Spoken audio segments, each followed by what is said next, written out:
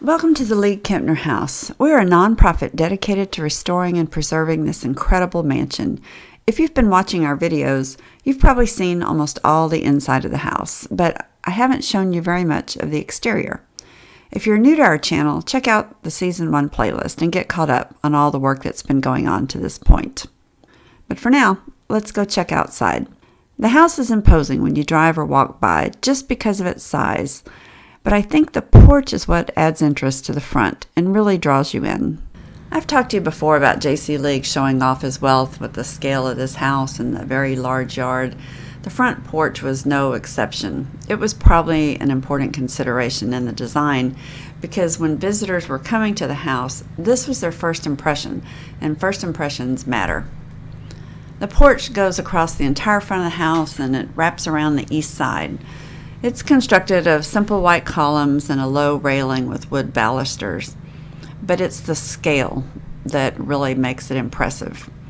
From what I can tell about these columns and balusters, most of them seem to be original, and these columns, they're made of solid wood. Each one is basically a tree trunk. When you approach the house, you're greeted by a wide set of slate steps. There's a bit of a portico jutting out at the top of the stairs. A portico is a French word. It just means a roof sticking out for people to walk under to avoid the rain. Having the portico peaked like this keeps rain from running off the porch onto your head without having to have a gutter. The steps are flanked by a stucco-covered brick banister that terminates in these cylindrical newel posts topped by big iron lights. The style of the stairs is very reminiscent of the entrance to the Bishop's Palace, which was also designed by Nicholas Clayton. The columns at the Bishop's Palace are constructed of granite and sandstone, so they're quite a bit fancier, but you can see the similarity in the shape and form. As we move up the steps, you see the first hint of a condition issue. The porch floor is a dark, reddish, rusty-colored subway tile laid in this herringbone pattern. The color is pretty typical of that used in the Victorian era, but I think the style is newer because of these wide grout lines and the fact that it's different from the back porch tile. See how these tiles are set close together and they don't even need grout. This is more typical of how tile would have been laid in 1893 when this house was built. So I'm thinking at some point maybe the front porch was redone. The front door, it's boarded up so you can't really see what the doors themselves look like, but this surrounding plaster arch is very ornate and quite impressive looking. This is my couch where I hang out and have lunch and kind of watch the world go by. It was way too heavy to move down the steps, so the guys just left it here. It gets a lot of use. You can see that the roof of the porch is constructed of tongue and groove lumber. It's probably pine, and that's a classic big box light fixture. It's got to go. I'm lucky that all the balusters are here. Nothing seems to be missing, and everything looks to be in pretty reasonable condition. It needs scraping and painting and a little patching here and there, but overall, the porch railing and the columns are in great shape. Heading back towards the east, these are some cool sandstone carvings from the Middle East. All those years I spent driving by this house and coveting it, I could see these and I wondered what they were. I couldn't tell if they were part of the house or just something that had been hung on the outside. Now that I've seen them up close, I'm sure they were put here by John Samuels when he purchased the house. He was an avid art collector and he loved the Middle East. Someone who lived here told me they were from Bahrain. I don't think it's good for them to be out in the harsh, salty Gulf air, but I'm a little nervous about trying to remove them because they are so fragile. They may have been up here for 50 years. You can see a little bit more of the warning signs of condition problems that lurk underneath as this lines of tile are popped up. As we round the corner, these boarded up windows on the left open into the library, and these at the back open into the dining room.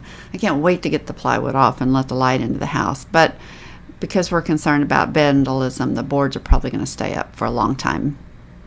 And here we are on the east side, with more solid slate steps heading down to the porte cochere. Porte cochere is another French word that translates into coach gateway. It's really the same as a portico, except it's for someone arriving by horse and carriage, and then later automobiles. The carriages could pull up and through this cover and drop off their passengers where they were protected from the elements. I'll take you underneath these steps later and you can see just how they were made. Getting back to J.C. League being showy with his wealth, you can see that this porch was impressive whether you entered by the front door on foot or whether you came through here on the side by buggy or car. So the bad stuff. Other than those slightly raised areas on the porch, you might think everything looks pretty good. Things don't look too bad, but that's because you haven't been underneath. But even without going underneath, if you look closely, there's obvious trouble. So I'm out front to talk about one of the major structural problems left in the house. I think I told you in the staircase video there were 4 more. This is the whopper that's left, and it's been so problematic and I haven't known what to do. I've been working on it for 14 months trying to come up with a solution. But basically the entire front porch has failed in multiple areas for multiple reasons, and it's going to be a multi-part fix. Let me show you one of the first major problems. Okay, if you look at these columns on the porch, you can see that they are not vertical. They kick out to the side. The reason being that this whole portico and porch has shifted over time. That shift is really evident here in the stairwell. You can see this very large crack. Everything has moved. The steps have shifted forward. Fortunately, the stairs are still very stable because they are large single pieces of slate. So this can be cosmetically fixed, but we don't want it to shift anymore. So we'll be doing some foundation work here to shore up this portico to stop this shift. But we do have to go back in and repair all the damage that was caused. So apparently this porch has been sliding for a long time. I noticed this the other day. There are pieces of wood that have been added, and there's actually 3 that were added over time, and this whole thing puttied up, where as the banister slid, they just kept filling in the gap. There's more on this end of filler. Let's take a quick look underneath the porch. This blackened area you see is where someone poured gasoline on the house and tried to set it on fire. Fortunately, it was caught immediately and it didn't do much damage. There's a beautiful iron gate over the entrance to the basement, and it has this lovely old gas meter. The space down here is shaded and breezy. When it's all cleaned up, I think it'll be a great place to have some furniture. It's going to feel like a little secret hideaway. It does get a little bit scary when you turn the corner to the area under the side stairs. It's dark and closed in, and I'm probably going to get this gated off, but the really scary thing about this area is the deplorable condition it's in. But again, when it's fixed up, you can see how lovely it is looking out through these wonderful brick arches that form the base of this porch. Before I get into all the other problems, let me talk a little bit about how this porch is constructed. If you watch the basement videos about the cistern, I talked about the jack arch, which is really just steel I-beams or sometimes a railroad track with an arch of brick in between to make the floor. It's a very basic, old, simple construction method used a lot in the Middle East still today. It was quick and cheap and very strong, but after 130 years, it's causing problems. I mentioned the salty sea air and how damaging it can be. It's particularly harsh on steel. Everything rusts, and like you saw in the Garage Folly videos, when steel rusts, it does something I call delamination. It separates into layers, and those layers cause expansion, and that expansion can double or triple the original width of the steel. So as it expands, it pushes and shatters the brick, just like that nasty vine that destroyed the back porch. We also have a little bit of that vine going on here, but the main problem is really the steel. The foundation walls of the porch are made from arched brick. Again, normally a very strong construction, but 130 years of brutal condition, there's problems. This arch is one of the worst. It has a more serious failure caused by that shifting of the porch in addition to the expansion of the steel. That arch construction is strong because all the forces push towards that center keystone, so that the weight of the building actually compresses the arch and holds it together and gives it its strength. When this porch shifted to the right, it actually pulled that arch apart. So the arch is no longer solid. It's broken into two halves, and that keystone area is falling out. If this were to fall out, this part of the porch would fail, and this whole thing would come down. So there's a lot of work going on inside right now. Remember those photographs someone gave me of the house from the late 1960s or early 1970s? Look at this picture of the arch. It had a problem way back then.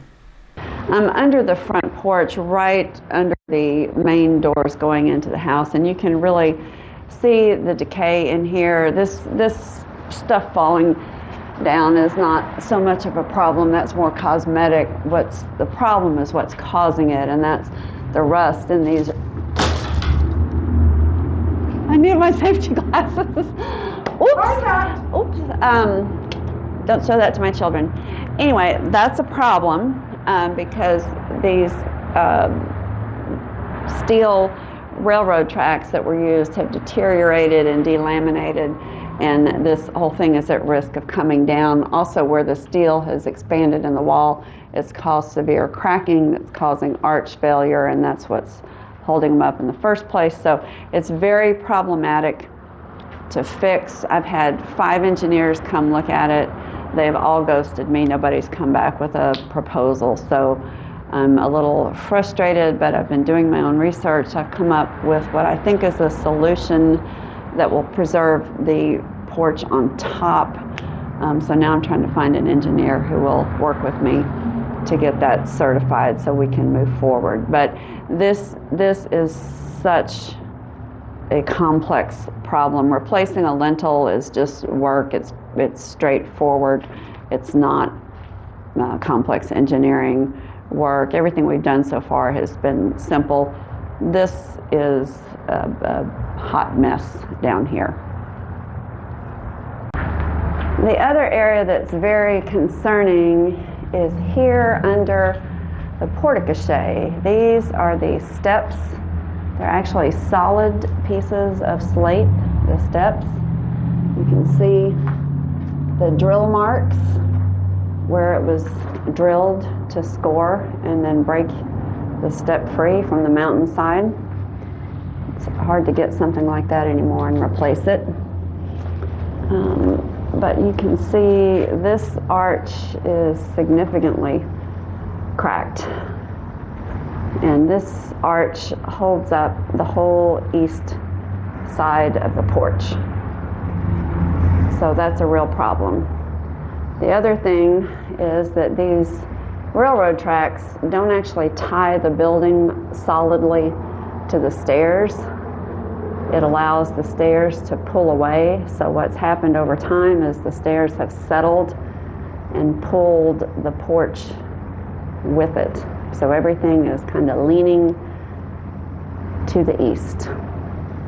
And you can see here where that railroad track goes into the wall. It's caused a significant failure here in this concrete lintel over the window.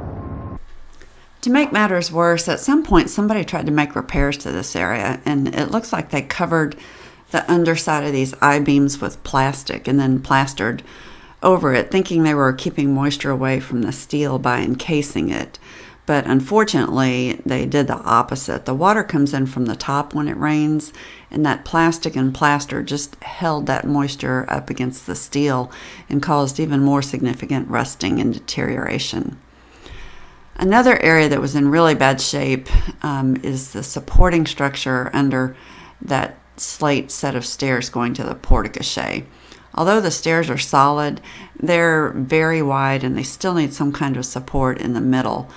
And that support was this brick arch. I'm sorry I don't really have a good picture of it. But the area that worried me the most was the arch that led into that area under the stairs. The way this porch is constructed, for most of it, the only real weight above it is the roof of the porch. So it's not supporting a lot other than that roof and the porch floor until you get to this far east part of the porch. This foundation wall supports the second and third floors of the house. So you see there's a tremendous amount of weight coming down on this area, which makes it all the more important that this part of the porch foundation be structurally sound.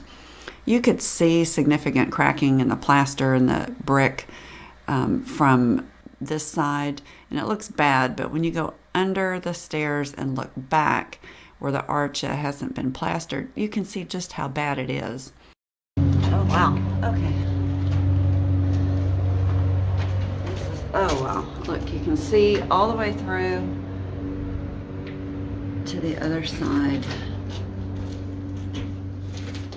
I'm going to turn my flash off so you can see. There's almost no mortar left between the bricks, and when I turn the lights out, you can see daylight through. Now, some brick arches are constructed without mortar. Roman aqueducts have stood for 2,000 years, but that's much more precision crafting than these bricks that have wide spaces between them where the mortar used to be.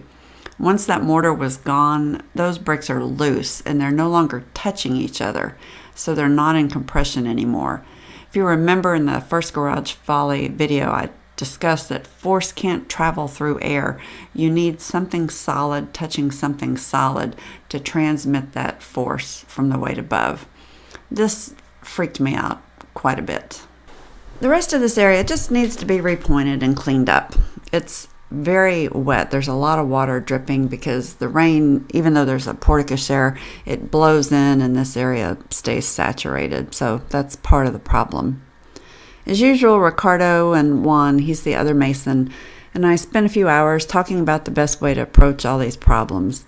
Finally, the decision was made that this area under the stairs here needed to be the first to be repaired because structurally it's the most at risk.